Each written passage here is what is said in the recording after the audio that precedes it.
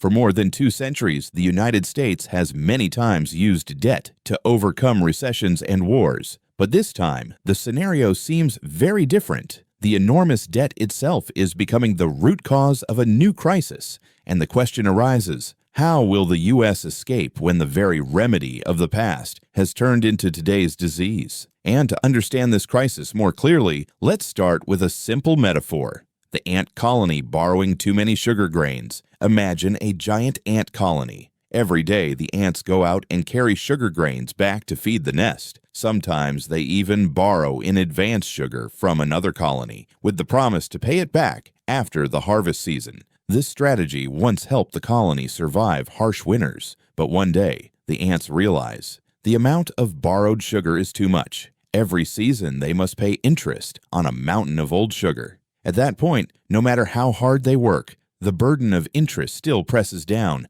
weakening the colony. America is just like that ant colony. U.S. public debt now exceeds $34 trillion US, equal to more than 120% of GDP. Just the interest payments already surpassed $950 billion US in 2025, about 3.2% of GDP and nearly 18.4% of total federal revenue. Notably, starting from 2025, interest expenses will even surpass defense spending, a milestone showing that debt is eating into America's hard power. So why exactly is this spiral so dangerous? Unlike shocks in the past, the current crisis does not come from war or a housing bubble, but from the very structure of the budget. According to the CBO, about 20% of U.S. debt matures right in 2025, and nearly 80% within the next 10 years. This means the U.S. government must continuously issue new bonds to roll over debt. If interest rates remain high, every rollover costs hundreds of billions more. Former Treasury Secretary Robert Rubin once warned, once markets lose faith in the ability to control debt, even a superpower like the U.S. cannot prevent a surge in yields. In fact, 10-year Treasury yields have climbed repeatedly to the 4.5% to 5% range, the highest since the 2008 crisis. Every 1% increase in yield equals hundreds of billions of extra interest costs. This is the debt spiral. The more you borrow to pay old debt, the bigger the costs, and you must borrow even more. This leads us to the next question.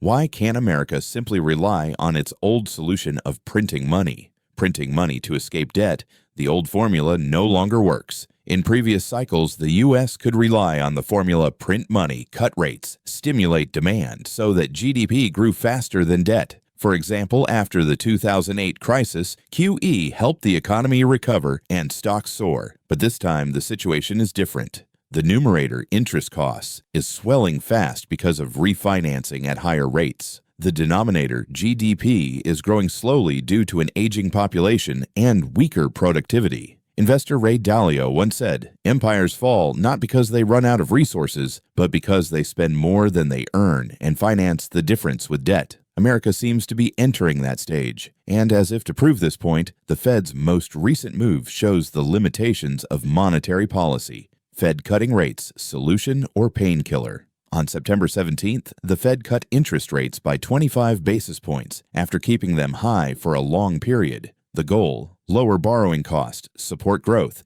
and manage risks as the labor market slows. But this has not solved the root problem. Long-term yields remain high because Treasury must issue massive supply to cover a approximately 6% GDP deficit. Investors worry about sticky inflation as Washington hasn't cut spending. Therefore, right after the Fed cut, the 10-year yield actually ticked up instead of falling. Economist Paul Krugman compared it. Cutting rates in the face of massive debt is like giving painkillers to a cancer patient while the disease is still there. In fact, multiple warning signs of recession are now flashing at the same time. 3 warning sirens of recession that CNBC has not mentioned yet in their video you must pay attention to. 1. Bear steepening yield curve. Long-term yields rise due to heavy Treasury issuance plus sticky inflation arrow, higher borrowing costs for businesses and households, slowing investment. 2.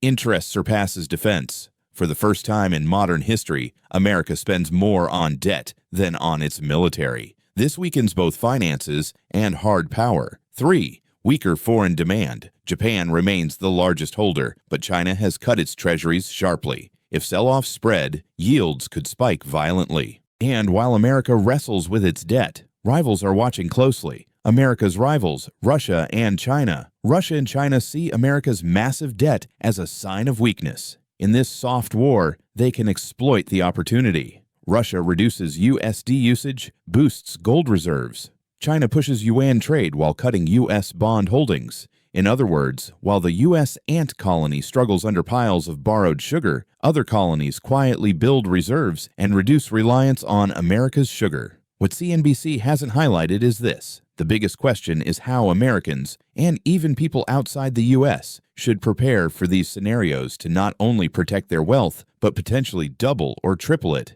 and achieve financial freedom. And that question takes us to the lives of everyday Americans, ordinary Americans, opportunities and challenges. For ordinary Americans, the debt spiral is not some abstract issue. It is eroding the American dream.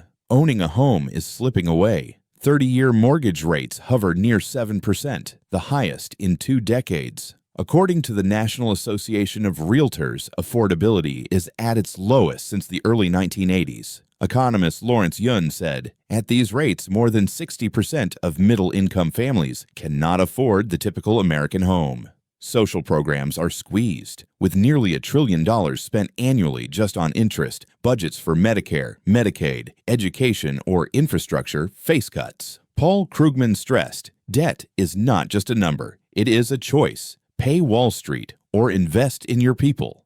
Daily life gets harder. Credit card APRs remain punishingly high. Auto loans are unaffordable, and young people delay both startups and home ownership, fueling generational inequality. This everyday pressure connects back to the bigger question: how much longer can America sustain itself by rolling debt? The U.S. can use debt to pay debt, but not forever. America is the only nation that can print the dollar, the world's reserve currency, and thereby issue treasuries to roll over debt. This is the hegemon's privilege, but the danger comes when trust erodes.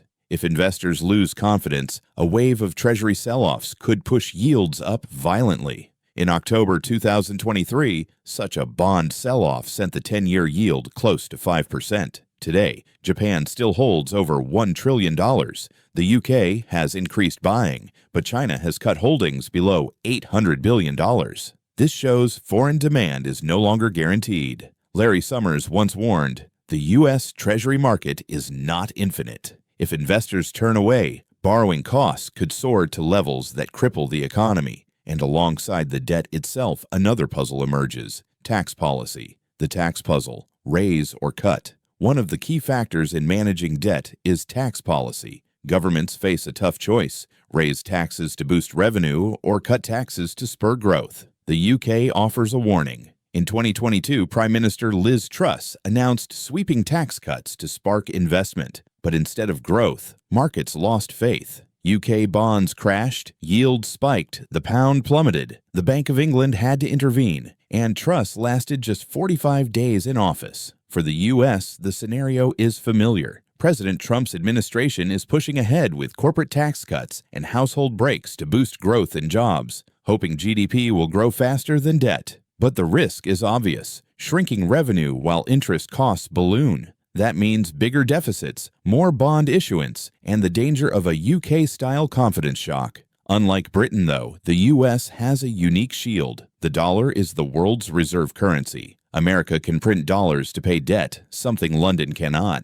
And the Trump administration is also using tariffs on foreign rivals to raise revenue and pull production back to U.S. soil, creating jobs. This is part of America First, leveraging dollar dominance to keep the debt wheel spinning while reshaping trade. Still, as Larry Summers warned, tax cuts without fiscal discipline only accelerate the road to a debt crisis. Even with dollar privilege, trust remains the lifeblood of the system. And tax policy is not the only lever. Monetary policy is also under pressure from the White House. If Trump forces the Fed to cut rates fast and hard, President Trump has repeatedly urged the Fed to slash rates quickly. If Powell complies, 1. The dollar could tumble, triggering capital flight. 2. Inflation could return, especially in energy and commodities. 3. Faith in Treasuries could weaken, pushing long yields higher instead of lower. If the Fed keeps cutting through year-end, businesses and stocks may enjoy short-term relief. But long-term, without fiscal reform, it's just borrowing more sugar for the ant colony, buying time while the reserves run out. And while America struggles, the rest of the world is watching closely for opportunities. Opportunities for the rest of the world. 1. Currencies. If the Fed cuts, the dollar may weaken, opening opportunities for other currencies, including emerging markets. 2. Long-dated treasuries. If recession hits within 6 to 12 months, investors in long bonds could profit as yields fall. 3. Gold and silver. Still the ultimate sugar piles for every ant colony, safe havens when trust in paper fades. As Warren Buffett said, only when the tide goes out do you discover who's been swimming naked. This time, the tide is America's debt. And so, the conclusion is unavoidable. The U.S. debt spiral is a financial time bomb ticking away. A 0.25% Fed cut is just a temporary move. When interest costs surpass defense, America's power weakens not just on paper, but in geopolitics. The U.S. ant colony has long survived by borrowing sugar. But as the debt piles grow, the colony must finally face the question, who will pay and how? Don't miss the sharp analyses and actionable strategies from our channel. Hit subscribe, like this video, and share it so you, your family, and your friends know how to act right now. Decode the markets, protect your future.